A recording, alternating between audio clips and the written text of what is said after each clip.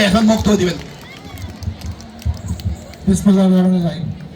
এই 4টি প্রতিষ্ঠানে বার্ষিক ক্রীড়া প্রতিযোগিতা শেষে পুরস্কার বিতরণ অনুষ্ঠান ও সাংস্কৃতিক অনুষ্ঠানে সম্মানিত সভাপতি, উপস্থিত বিশেষ অতিথি, আমন্ত্রিত অতিথিবর্গ, ম্যানেজিং কমিটির সম্মানিত সদস্যবৃন্দ, শিক্ষক মণ্ডলী, এলাকাবাসী, প্রিয় ছাত্রছাত্রী ভাই বোন, আসসালামু আলাইকুম। আমার বলার কিছু নেই। আমার একটা ইচ্ছা ছিল যে নিজের গ্রামে 4টি প্রতিষ্ঠান এমন একটি অনুষ্ঠান করতে হবে, স্পোর্টস বার্ষিক ক্রীড়া প্রতিযোগিতা।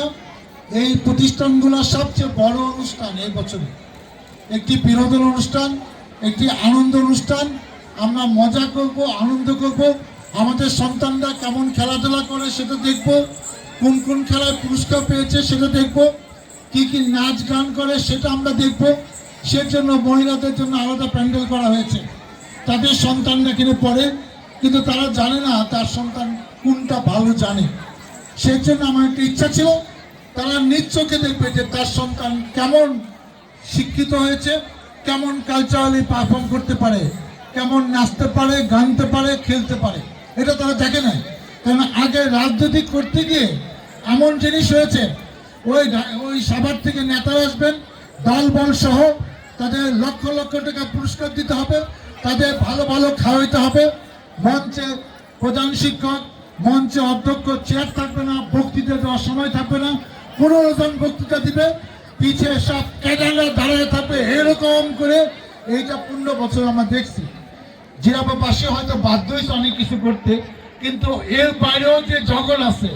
আমরা ক্যাডেট কলেজে পড়েছি, মেডিকেলে পড়েছি, আমরা জানি মানুষকে কিভাবে সম্মান দিতে হয়, কিভাবে ভালো অনুষ্ঠান করতে হয়, কিভাবে অনুষ্ঠান পরিচালনা করতে হয়। সেইটা নতুন করে এলাকাবাসীকে শেখানোর জন্য আজকে আমি দায়িত্ব নিছি। প্রধান অতিথি কি নিজ গ্রামে আবার প্রধান অতিথি, এই কনসেপ্ট উঠে গেছে। এইটা এই গ্রামে আর কোনদিন হবে না। আমি এই গ্রামের সন্তান, এই গ্রামের প্রধান অতিথি চলে না, খায় না, মানুষ মানে না, সেটা আমি বিশ্বাস করি। আমি পরিচালনা করব দেখানোর জন্য। আমার 1 মিনিট বসার সময় নাই, কারণ আমি বসতে অনুষ্ঠানটা হ্যাম্পার হবে। আমরা চাচ্ছি যদি দর্শক মাঠে থাকে, আমরা 7টা সাড়ে 7টা পর্যন্ত কালচার অনুষ্ঠান চালাবো। আমরা বক্তৃতা শেষ করে দিয়েছি।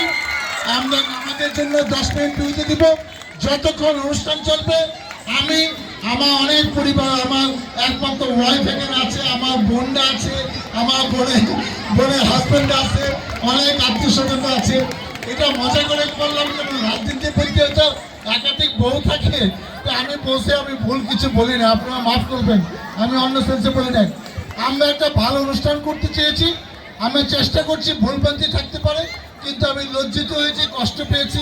আমাকে আর কষ্ট দিয়েন না, নিজেরাও অতিথিদের দাওয়াত দিয়ে কষ্ট দিয়েন না।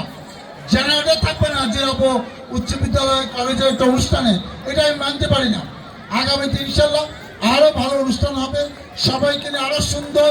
এটা একটা নন পলিটিক্যাল, এখানে এর জন্য পলিটিক্যাল লোককে আমরা বক্তব্য রাখতে দেই নেই। আমি বক্তব্য রাখছি প্রতিষ্ঠাতা হিসাবে, এই গ্রামের সন্তান হিসাবে। এই বাইরে অন্য লোকে পলিটিক্যাল পদ ব্যবহার করে। আমি 96 এমপি ছিলাম, 2000 এমপি ছিলাম। নিয়ম আছে, কার্ডের মধ্যে পলিটিক্যাল পদ লেখা যাবে না। ওয়াজ মাহফিলে, স্পোর্টস ছিলে, প্রেসিডেন্ট, সেক্রেটারি, এইসব পদ লেখা যায় না। আওয়ামী লীগ আমাদের আজে বাজে জিনিস শিখাইছে, ভালো জিনিস শিখায় নাই। যারা যেরকম শিখাইছে তারা আজে বাজে জিনিস শিখে তারা এখন পলায় আছে। যে যেরকম শিখবে তার শাস্তি তো সেরকমই হবে। আপনারা ভালো থাকুন, সুস্থ থাকুন। ইনশাল্লাহ আজকে সবাইকে নিয়ে একটা সুন্দর অনুষ্ঠান হবে। আপনারা আমার জন্য দোয়া করেন, আগামীতে যেন আমরা এই গ্রামে এই প্রতিষ্ঠানগুলোর নেতৃত্বে আরো ভালো ভালো অনুষ্ঠান করতে পারি। মহান আল্লাহ তাআলা আমাকে যেন সেই তৌফিক দেয়। আল্লাহ হাফেজ। বাংলাদেশ জিন্দাবাদ।